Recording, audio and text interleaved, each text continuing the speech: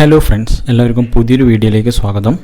നമ്മൾ ഇന്ന് സംസാരിക്കാൻ പോകുന്ന വിഷയം Aditya Birla Sun Life AMC എന്ന കമ്പനീൻ്റെ IPOനെ കുറിച്ചിട്ടാണ്. നമ്മൾ മുൻ വീഡിയോയിൽ പറഞ്ഞതുപോലെ ഒരുപാട് എക്സൈറ്റിംഗ് ആയ IPOs ഇനിയും വരാനിരിക്കുന്നതേ ഉള്ളൂ.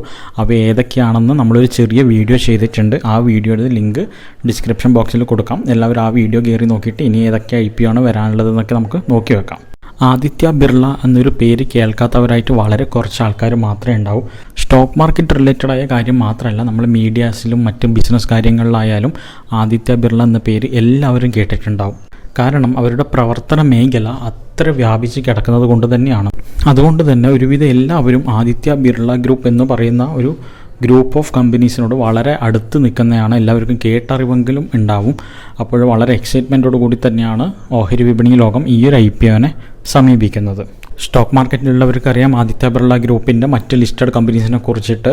വോഡാഫോൺ ഐഡിയ ആയിക്കോട്ടെ, അതേപോലെ Aditya Birla capital, Aditya Birla and fashion segment ഒക്കെ ലിസ്റ്റഡ് കമ്പനീസാണ്. അപ്പോൾ ആദിത്യ ബിർള എന്നത് ഒരു അന്യ കമ്പനിയായിട്ട് ആർക്കും തോന്നുന്നില്ല. അവരുടെ സബ്സിഡറീസിലെ മറ്റൊരു കമ്പനി ഓഹരി വിപണിയിലേക്ക് വരുന്നു എന്നുള്ളൊരു കാര്യം മാത്രമാണ് നമുക്കിവിടെ ഒരു പുതുതായിട്ടുള്ളൊരു കാര്യം. ആദിത്യ ബിർള ഗ്രൂപ്പിൻ്റെ അണ്ടറിൽ പല സെഗ്മെൻ്റ് ഉണ്ട്. അതിപ്പോൾ നമ്മൾ നേരത്തെ പറഞ്ഞ പോലെ ടെലികമ്മ്യൂണിക്കേഷൻ ആയിക്കോട്ടെ, അസറ്റ് മാനേജ്മെൻറ്റ് ആയിക്കോട്ടെ, സിമെൻറ്റ്, അങ്ങനെ പലതരം ബിസിനസ്സുകൾ അവർ ചെയ്യുന്നുണ്ട്. അതിലൊരു സെഗ്മെൻറ്റാണ് ആദിത്യ ബിർള ക്യാപിറ്റൽ ഫിനാൻസ് സെഗ്മെൻറ്റിലേക്ക് വരുന്നത്. അതിൻ്റെ ഒരു സബ്സിഡറിയാണ് Aditya Birla Sun Life AMC എന്ന് പറയുന്ന കമ്പനി. പേര് സൂചിപ്പിക്കുന്ന പോലെ തന്നെ ഇതൊരു ജോയിൻറ്റ് വെഞ്ചറാണ്. രണ്ട് കമ്പനികൾ കൂടി ചേർന്ന് ബിസിനസ് നടത്തുന്നതാണ്. ആദിത്യ ബിർള ക്യാപിറ്റൽ ലിമിറ്റഡ് എന്ന കമ്പനിയും Sun Life Financial INC of Canada എന്ന് പറയുന്നൊരു കമ്പനിയും ജോയിൻ ചെയ്താണ് Aditya Birla Sun Life Limited എന്ന് പറയുന്ന ബിസിനസ് ഉണ്ടായത്. അതിൽ ആദിത്യ ബിർള ക്യാപിറ്റലിന് 51%, സൺ ലൈഫ് ഫിനാൻഷ്യൽ INC എന്ന കമ്പനിക്ക് 49% ഓഹരിയാണ് ഉള്ളത്. 1994 കമ്പനി മുംബൈ ആസ്ഥാനമാക്കിയിട്ട് പ്രവർത്തനം ആരംഭിക്കുന്നത്. നിലവിൽ 26ഓളം രാജ്യങ്ങളിൽ കമ്പനിയുടെ പ്രവർത്തനം വ്യാപിച്ച് കിടക്കുന്നുണ്ട്. നമുക്കെല്ലാവർക്കും അറിയുന്നതുപോലെ മ്യൂച്വൽ ഫണ്ടാണ് ഇവരുടെ ഒരു പ്രധാന പ്രൊഡക്റ്റ്. അതുകൂടാതെ നമ്മൾ നേരത്തെ സൂചിപ്പിച്ച പോലെ വളരെ wide range of financial product ഇവർ ചെയ്യുന്നുണ്ട്. Life insurance, health insurance, vehicle insurance, travel insurance, other investment ഐഡിയാസും കാര്യങ്ങളൊക്കെ ഇവർ ചെയ്യുന്നുണ്ട്. അതിൽ മ്യൂച്വൽ ഫണ്ടാണ് മെയിനായിട്ട് ആദിത്യ ബിർള സൺ ലൈഫ് എന്ന കമ്പനി ചെയ്യുന്നത്. നമ്മൾ നേരത്തെ സൂചിപ്പിച്ച പോലെ വളരെ പരിചിതമായൊരു കമ്പനിയാണ് ആദിത്യ ബിർള സൺ ലൈഫ് എന്ന കമ്പനി. ആദിത്യ ബിർള ഗ്രൂപ്പ് എന്ന് പറഞ്ഞാലും വളരെ സുപരിചിതമായൊരു കമ്പനിയാണ്. അതുകൊണ്ട് തന്നെ ഈ കമ്പനി എങ്ങനെ ഓഹരി വിപണിയിൽ പെർഫോം ചെയ്യും, എങ്ങനെ ലിസ്റ്റിംഗ് ചെയ്യാനുണ്ടാവുമോ, കാര്യങ്ങളൊക്കെ വളരെ എക്സൈറ്റ്മെൻറ്റോടെയാണ് ഓഹരി വിപണി ലോകം ഉറ്റുനോക്കുന്നത്. സെപ്റ്റംബർ 29 ഓപ്പൺ ചെയ്തിട്ട് ഒക്ടോബർ 1 IPO ക്ലോസ് ചെയ്യുന്നത്. 2768.26 കോടി രൂപയുടെ ഇഷ്യൂ സൈസിലാണ് IPO മാർക്കറ്റിലേക്ക് വരുന്നത്. ഒബ്ജക്ട്സ് ഓഫ് ദ ഇഷ്യൂ എന്ന് പറഞ്ഞിട്ട് കമ്പനി 2 കാര്യങ്ങളാണ് പറയുന്നത്. അതിൽ ഒന്നാമത്തെ കാര്യം, achieve the benefit of listing the equity shares on the stock exchange. വളരെ സിമ്പിളായൊരു കാര്യമാണ് അവരുടെ ഒബ്ജക്റ്റീവായിട്ട് പറയുന്നത്. സ്റ്റോക്ക് മാർക്കറ്റിൽ ലിസ്റ്റ് ചെയ്തത് കൊണ്ടുള്ള ബെനിഫിറ്റ്സ് കമ്പനിക്ക് ആസ്വദിക്കണം. ഒരു കമ്പനി പബ്ലിക്കലി ലിസ്റ്റഡ് ആവുന്നത് കൊണ്ട് ആ കമ്പനിക്ക് പല നേട്ടങ്ങളുണ്ട്. അതിനെക്കുറിച്ച് സംസാരിക്കുമ്പോൾ ഒരുപാട് സമയം നമുക്ക് ചിലവാകും. അതൊരു IPO സെക്ഷൻ്റെ വീഡിയോയിൽ നമുക്ക് സെപ്പറേറ്റ് ചെയ്യാം. എന്നിരുന്നാലും 2-3 കാര്യങ്ങൾ പറയാം. ഒന്നാമത്തെ കാര്യം ലിക്വിഡിറ്റിയാണ്. ഈ കമ്പനിയുടെ പ്രധാന പ്രൊമോട്ടർമാരുടെ അല്ലെങ്കിൽ പ്രധാന ഷെയർ ഹോൾഡേഴ്സ് ഒരു 5-6 ആൾക്കാർ, ഈ ആദിത്യ ബിർളൻ്റെ കേസിൽ പറയുമ്പോൾ 2 ആൾക്കാരാണുള്ളത്. അത് നമുക്ക് വഴിയെ പറയാം. മറ്റ് ചില കമ്പനീൻ്റെ കാര്യങ്ങൾ എടുക്കുമ്പം 5-6 ഷെയർ ഹോൾഡേഴ്സൊക്കെയാണ് ഉണ്ടാവുക. അപ്പോൾ ലിക്വിഡിറ്റീൻ്റെ കാര്യത്തിൽ പല പ്രശ്നങ്ങളും വരും. ഇവിടെ പബ്ലിക്കിന് കൊടുത്തു കഴിഞ്ഞാൽ ലിക്വിഡിറ്റീൻ്റെ കാര്യത്തിൽ അത്തരമൊരു പ്രശ്നം വരുന്നില്ല.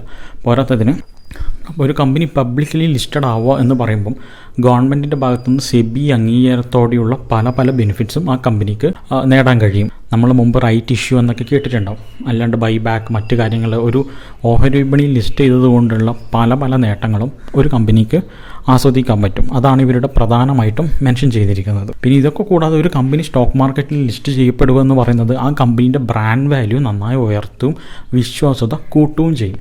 ഇത്രയൊക്കെയാണ് ബേസിക്കായിട്ട് അതിനെക്കുറിച്ച് പറയാനുള്ളത്. മറ്റു കാര്യങ്ങൾ നമുക്ക് വേറൊരു വീഡിയോയിൽ ഡിസ്കസ് ചെയ്യാവുന്നതാണ്. ഒരുപാട് കാര്യങ്ങളുണ്ട് ഒരു കമ്പനി സ്റ്റോക്ക് മാർക്കറ്റിൽ ലിസ്റ്റ് ചെയ്യുന്നതിനെ കുറിച്ചിട്ട് പറയാൻ. അപ്പോൾ ഈ ഒരു ചെറിയ കാര്യം നമുക്കിവിടെ പറഞ്ഞു നിർത്താം.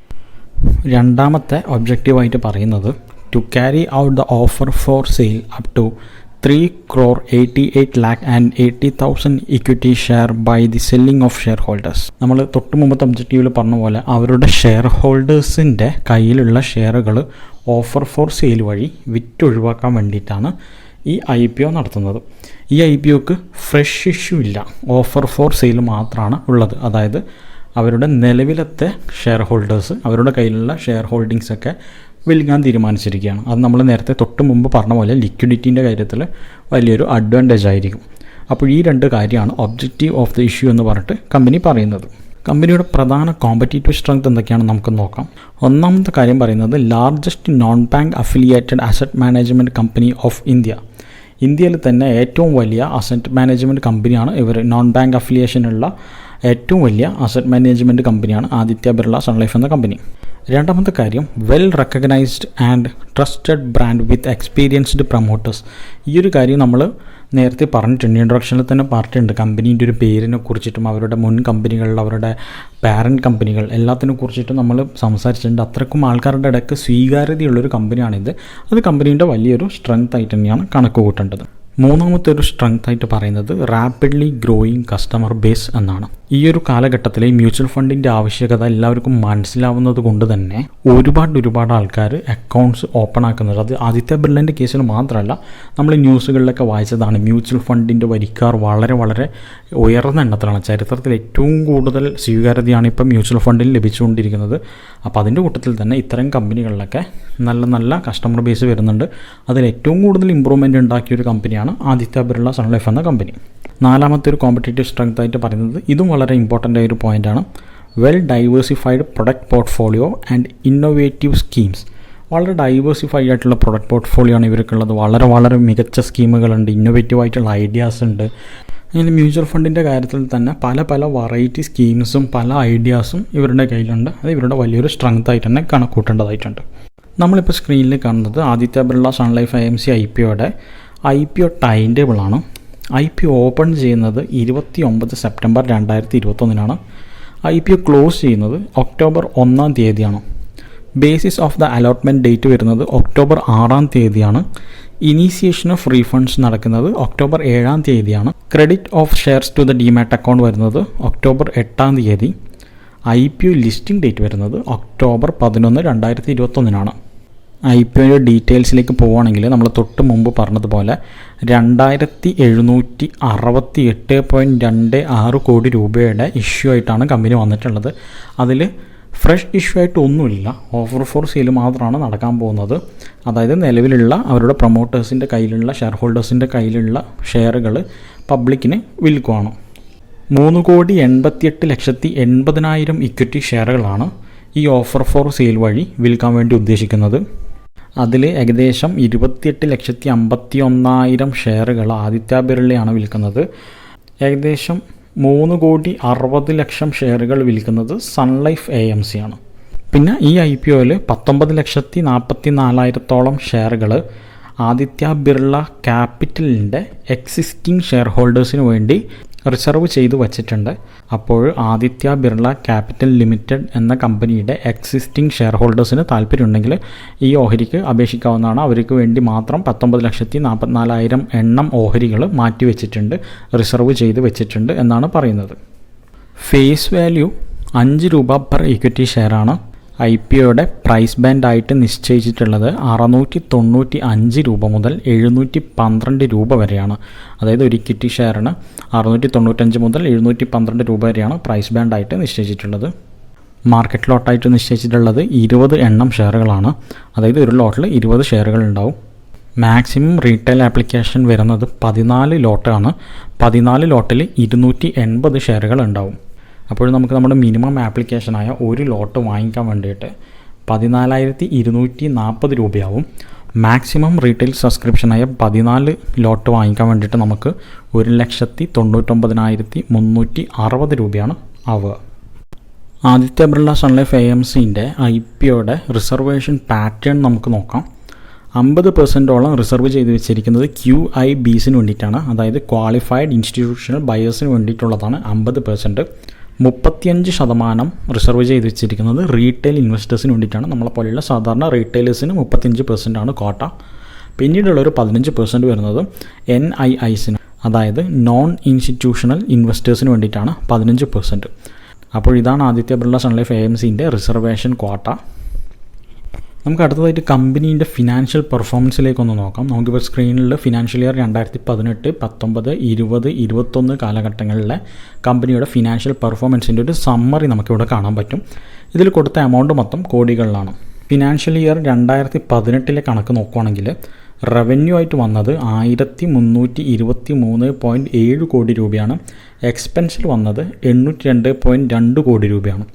അപ്പോൾ നെറ്റ് ഇൻകം ആയിട്ട് വന്നത് 349.1 കോടി രൂപയും അതിൻ്റെ മാർജിൻ 26.4% ആയിട്ടാണ് വന്നിട്ടുള്ളത്. ഫിനാൻഷ്യൽ ഇയർ 2019 കണക്ക് നോക്കുകയാണെങ്കിൽ റവന്യൂ വന്നിരിക്കുന്നത് 1407.2 കോടിയും എക്സ്പെൻസ് വന്നിരിക്കുന്നത് 761.5 കോടിയാണ്. നെറ്റ് ഇൻകം വന്നത് 447.9 കോടിയും അതിൻ്റെ മാർജിൻ വന്നത് 31.8%. ഫിനാൻഷ്യൽ ഇയർ 2020 കണക്ക് നോക്കുകയാണെങ്കിൽ റവന്യൂ വന്നത് 1234.8 കോടി രൂപയും എക്സ്പെൻസ് വന്നത് 574 കോടി രൂപയാണ്.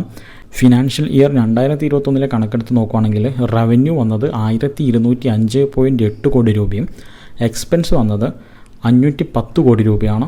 നെറ്റ് ഇൻകം വന്നിരിക്കുന്നത് 527.7 കോടി രൂപയും അതിൻ്റെ മാർജിൻ വന്നത് 42.4%. അപ്പോൾ ഈ 4 ഫിനാൻഷ്യൽ ഇയറിലെയും സമ്മറി നമ്മൾ നോക്കുകയാണെങ്കിൽ ഒരു കാര്യം നമുക്ക് കൃത്യമായിട്ട് ഇവിടെ കാണാൻ പറ്റും.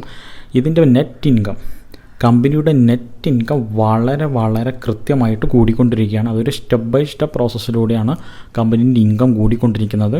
നമ്മൾ മുമ്പ് ചില IPOകളിലൊക്കെ കണ്ട പോലെ അസ്ഥിരമായിട്ടോ അല്ലെങ്കിൽ ഒരു ക്വാർട്ടറിൽ കൂടുതലും ഒരു ക്വാർട്ടറിൽ കുറവും അങ്ങനെയൊന്നല്ല. ഇവിടെ വളരെ കൃത്യമായിട്ട് തന്നെ കമ്പനിയുടെ നെറ്റ് ഇൻകം മുകളിലേക്ക് മാത്രമായിട്ടാണ് ഈ കഴിഞ്ഞ 4 വർഷം വന്നിട്ടുള്ളത്. അപ്പോൾ നമുക്ക് ഉറപ്പിച്ച് പറയാം കമ്പനി ഫിനാൻഷ്യലി സ്ട്രോങ് ആയൊരു കമ്പനിയാണ്. നല്ലൊരു ഫിനാൻഷ്യൽ പെർഫോമൻസ് തന്നെയാണ് കമ്പനി കാഴ്ചവെക്കുന്നത് എന്നുള്ളത്. 2021 ഫിനാൻഷ്യൽ ഇയർ വരെയുള്ള കണക്ക് പ്രകാരം ആദിത്യ ബിർള AMCൻ്റെ വാല്യുവേഷൻ നമുക്കൊന്ന് നോക്കാം. ഏർണിംഗ് പെർ ഷെയർ EPS വരുന്നത് 18.27 രൂപയാണ്.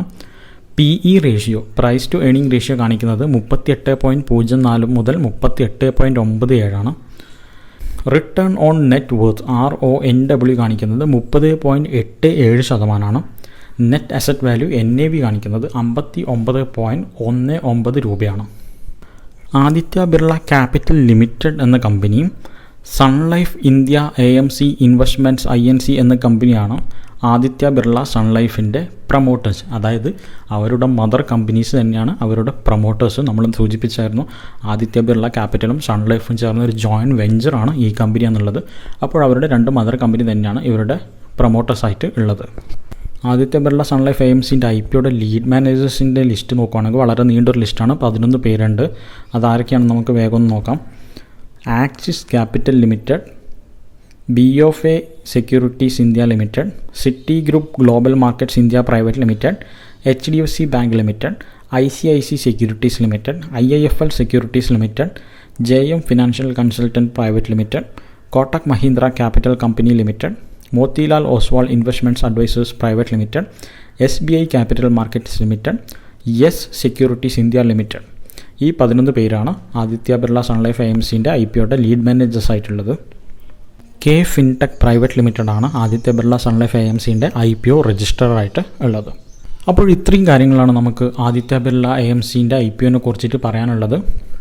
നമ്മൾ ഇൻട്രൊഡക്ഷൻ ഭാഗത്തിൽ പറഞ്ഞ പോലെ വളരെ സുപരിചിതമായിട്ടുള്ളൊരു ഗ്രൂപ്പിൽ നിന്ന് വരുന്നൊരു കമ്പനിയാണ്.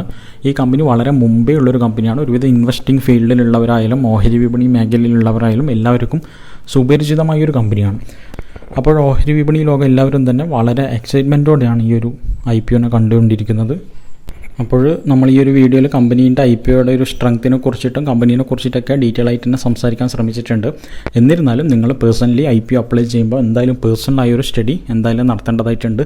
യൂട്യൂബ് വീഡിയോ മറ്റുള്ളവരുടെ ആൾക്കാരുടെ സജഷൻ മൂലമോ നിങ്ങളൊരിക്കലും ഒരു IPO ഒക്കെ അപ്ലൈ ചെയ്യാതിരിക്കുക. IPO ആയാലും മറ്റു ഓഹരികളുടെ തിരഞ്ഞെടുപ്പായാലും സ്വന്തമായൊരു സ്റ്റഡീസ് അനിവാര്യം തന്നെയാണ്. ഇവിടെ എൻ്റെ പേഴ്സണൽ ഒപ്പീനിയൻ ചോദിക്കുകയാണെങ്കിൽ ഞാൻ എന്തായാലും ആദിത്യ ബിർള സൺ ലൈഫ് AMCൻ്റെ IPO ഒക്കെ അപ്ലൈ ചെയ്യുന്നതാണ്. അതിൻ്റെ ഒരു പ്രധാന കാരണം ലോങ് ടേമിലേക്ക് ഞാൻ ഈ കമ്പനിയിൽ നല്ലൊരു ഗ്രോത്ത് കാണുന്നുണ്ട്. ലിസ്റ്റിംഗ് ഗെയിൻ മാത്രമല്ല, ലിസ്റ്റിംഗ് ഗെയിൻ ഉണ്ടാവും എന്നുള്ള കാര്യത്തിൽ ഒരു സംശയമില്ല. ലിസ്റ്റിംഗ് ഗെയിൻ എന്തായാലും ഉണ്ടാവും. അത് മാത്രമല്ല ഞാൻ കാണുന്നത് ലോങ് ടേമിലേക്ക് ഒരു കമ്പനി നന്നായിട്ട് പെർഫോം ചെയ്യാനുള്ള എല്ലാവിധ ഫണ്ടമെൻറ്റൽസും കമ്പനിക്ക് കാണുന്നുണ്ട്. അതുകൊണ്ട് തന്നെ ഞാൻ പേഴ്സണലി എന്തായാലും ഈ IPO അപ്ലൈ ചെയ്യുന്നതാണ്. തൊട്ട് മുമ്പ് പറഞ്ഞ പോലെ തന്നെ നിങ്ങൾ നിങ്ങളുടേതായ ഒരു സ്റ്റഡി എന്തായാലും നടത്തണം. നിങ്ങളുടെ നീഡ് എന്താണെന്ന് അറിഞ്ഞിട്ട് വേണം ഈ IPO ഒക്കെ അപ്ലൈ ചെയ്യാൻ വേണ്ടിയിട്ട്. ലിസ്റ്റിംഗ് ചെയ്യുന്നതാണെങ്കിൽ അപ്ലൈ ചെയ്യുന്നതുകൊണ്ട് കുഴപ്പമില്ല. പക്ഷേ ലോങ് ടേം ഹൊറൈസോൺ ഉണ്ടെങ്കിൽ തീർച്ചയായിട്ടും നല്ലൊരു സ്റ്റഡി നടത്തിയതിന് ശേഷം മാത്രം അപ്ലൈ ചെയ്യുക. ഞാൻ അപ്ലൈ ചെയ്യുന്നുണ്ട് എന്ന് പറഞ്ഞത് എൻ്റെ മാത്രം പേഴ്സണൽ അഭിപ്രായം മാത്രമാണ്. IPO വീഡിയോ ചെയ്യുമ്പോൾ വളരെ പ്ലെയിനായിട്ട് ചെയ്യുമ്പോൾ ചില ആൾക്കാർ കമൻറ്റ് ചെയ്യാറുണ്ട്, നിങ്ങളുടെ അഭിപ്രായമില്ലാതെ വീഡിയോ ഇടുന്നത് കൊണ്ടൊരു അർത്ഥമില്ല എന്ന രീതിയിൽ. അതുകൊണ്ട് മാത്രമാണ് പേഴ്സണലായിട്ടുള്ള ഒരു അഭിപ്രായം പറയുന്നത്. അപ്പോൾ വീണ്ടും ആവർത്തിച്ച് പറയുന്നു, നിങ്ങൾ സ്വന്തമായിട്ടുള്ളൊരു പഠനം നടത്തിയതിന് ശേഷം മാത്രം ഈ IPOയെ അപ്ലൈ ചെയ്യണോ വേണ്ടയോ എന്നുള്ള ഗണത്തിലേക്ക് മാറ്റിവെക്കുക. അപ്പോൾ ഇന്ന് ചെയ്ത വീഡിയോ നിങ്ങൾക്ക് ഉപകാരപ്രദമായിട്ടുണ്ടെങ്കിൽ, നിങ്ങൾക്ക് ഇഷ്ടപ്പെട്ടിട്ടുണ്ടെങ്കിൽ തീർച്ചയായിട്ടും വീഡിയോ ഒന്ന് ലൈക്ക് ചെയ്യുക, ചാനലൊന്ന് സബ്സ്ക്രൈബ് ചെയ്യുക. ഓഹരി വിപണിയിലെ നിങ്ങളുടെ ഫ്രണ്ട്സിനൊക്കെ നമ്മൾ ഈ കുഞ്ഞു വീഡിയോ ഒന്ന് ഷെയർ ചെയ്ത് കൊടുക്കുക. താങ്ക്